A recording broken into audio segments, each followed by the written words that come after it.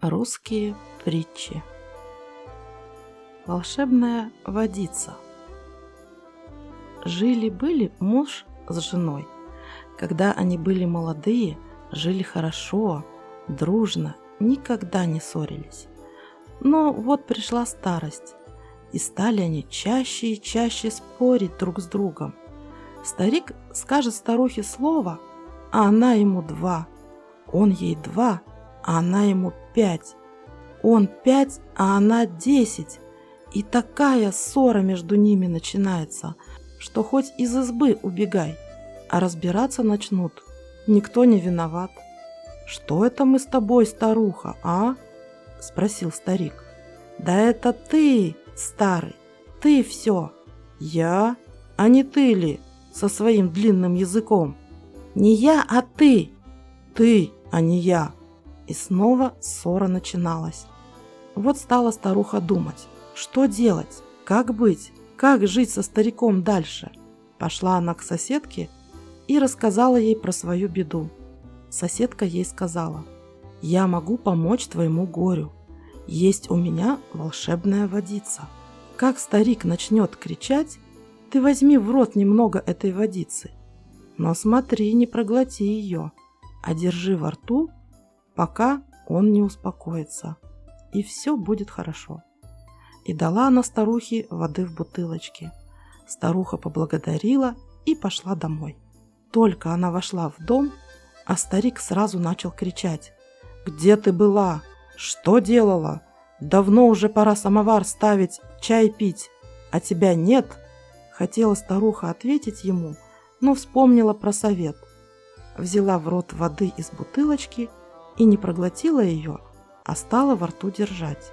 Старик понял, что старуха не отвечает, и сам замолчал.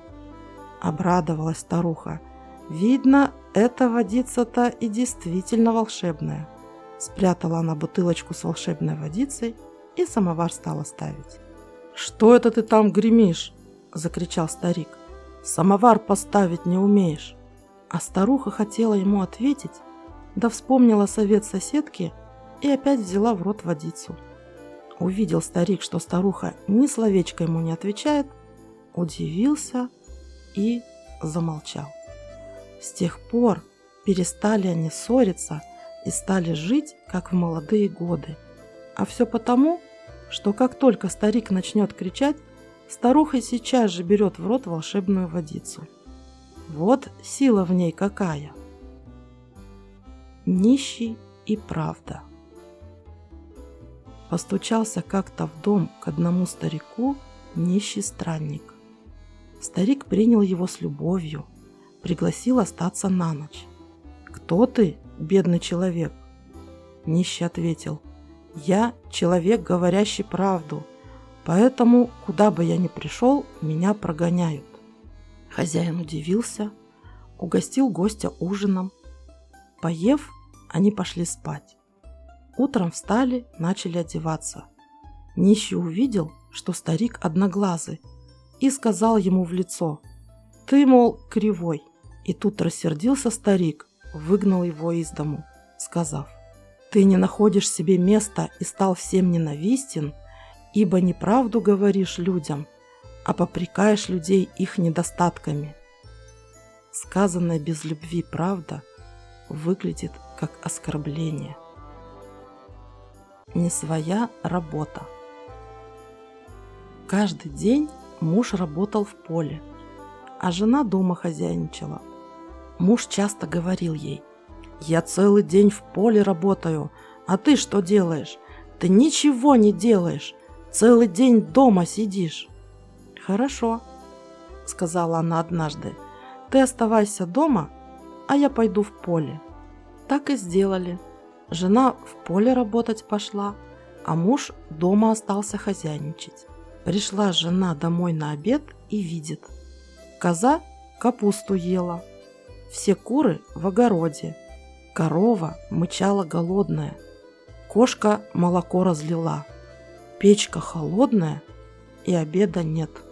Пошла жена мужа искать, а он около колодца стоял, ведро уронил в колодец и достать не мог. Жена посмотрела и сказала: Нечего сказать, нахозяйничал.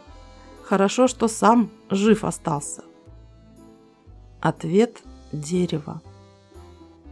Одному дереву сказали: «Хотим тебя срубить». Оно же ответило: «Не вам я принадлежу, не вам меня и рубить». У страха глаза велики. Жили-были бабушка, внучка, курочка и мышка. Каждый день ходили они за водой. Вот раз водоносы воды набрали и пошли домой через огород. А в огороде яблонька росла, и на ней яблоки висели, а под яблонькой зайка сидел. Налетел на яблоньку ветерок, яблочко упало и зайке в лоб. Прыгнул зайка, да прямо водоносом под ноги. Испугались они, ведра побросали и домой побежали.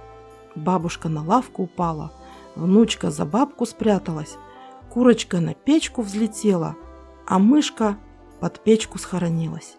Бабка охнула: «Ох, медведь меня чуть не задавил». Внучка заплакала: «Бабушка, волк-то какой страшный на меня наскочил». Курочка на печке закудахтала: «Ко-ко-ко, лиса ведь ко мне подкралась, чуть не сцапала». А мышка из-под печки запищала: «Кот какой усатый, вот страху я натерпелась». А зайка в лес прибежал, под кустик лег и подумал: «Вот страсти-то, 4 охотника за мной гнались, и все с собаками. Как только меня ноги унесли».